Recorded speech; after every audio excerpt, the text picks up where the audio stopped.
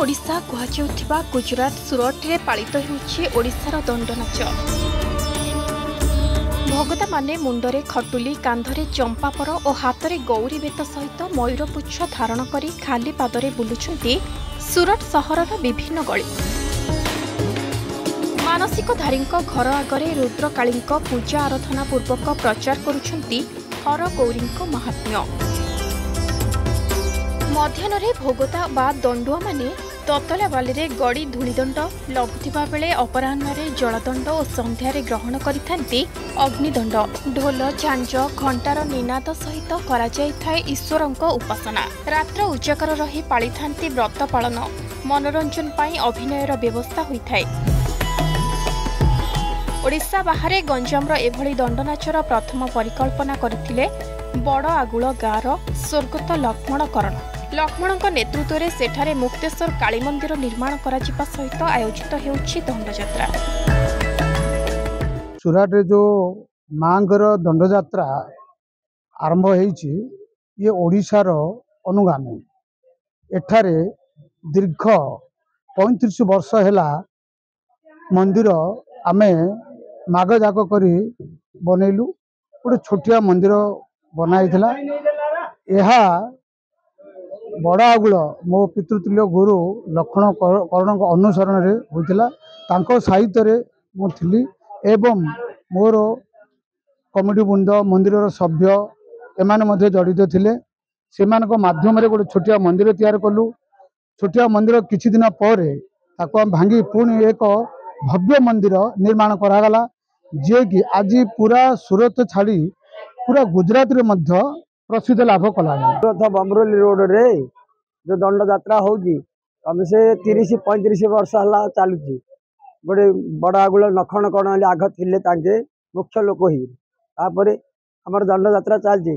मुझे साथी पाठभुक्ता होकर कम से 15 वर्ष है चल आणुची। एवं आमर नीति नियम सका प्रथम बाट बरण हम। बाट बरण है कुंभ ढालिक जीवु। फिर जो घंटे समय आसू धूलदंड। धूलदंड कलापर जीवु पानीदंड करू। पानीदंड पर पणा पानी सारिकी तार आउे आलती हम। आलती है अन्न सेवन चूला लगे भजन हम 12टा 12:30 भितर भजन हो। आसिछि चैत्र चली देवी आराधनार ऋतु। बासंतिक नवरात्र सरिबा परे आरंभ होइछि घटका तारिणीको सुनावेश। गंजामर प्रसिद्ध तारतारिणी पीठरे चैती पर्व चलिथिबा बेले तेणे काकटपुर मंगलांक पीठरे श्रद्धालुंक भीड़ सृष्टि करिछि अपूर्व आध्यात्मिक दृश्य। तेणे चैत्र शुक्लपक्ष चतुर्दशी तिथि रे आरंभ हेबाकु जाउछि तालचेरर प्रसिद्ध हिंगुला यात्रा।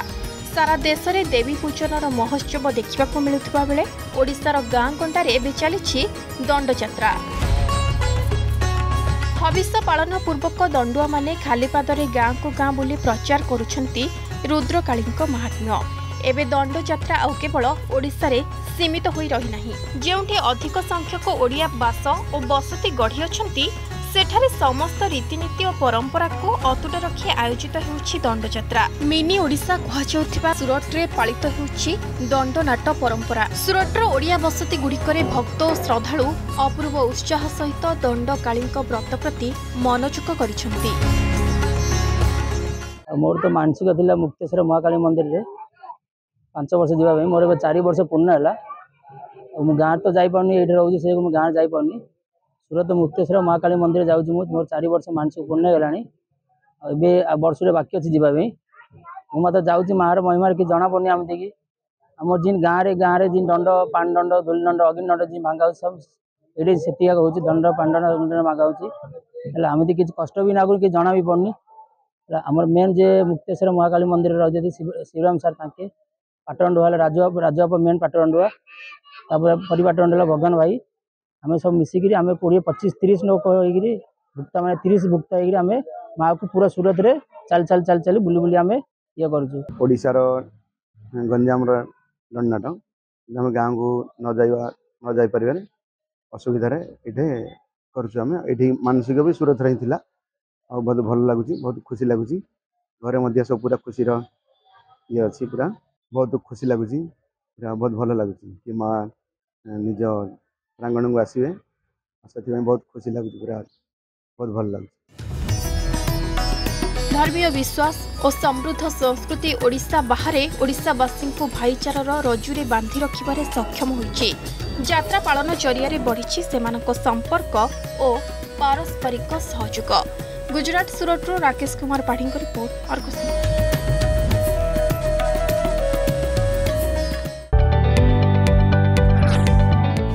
जदि आपंक आम भिडी भल लगा तेब आम चैनल को लाइक शेयर और सब्सक्राइब करने को जमा भी भूलु नहीं।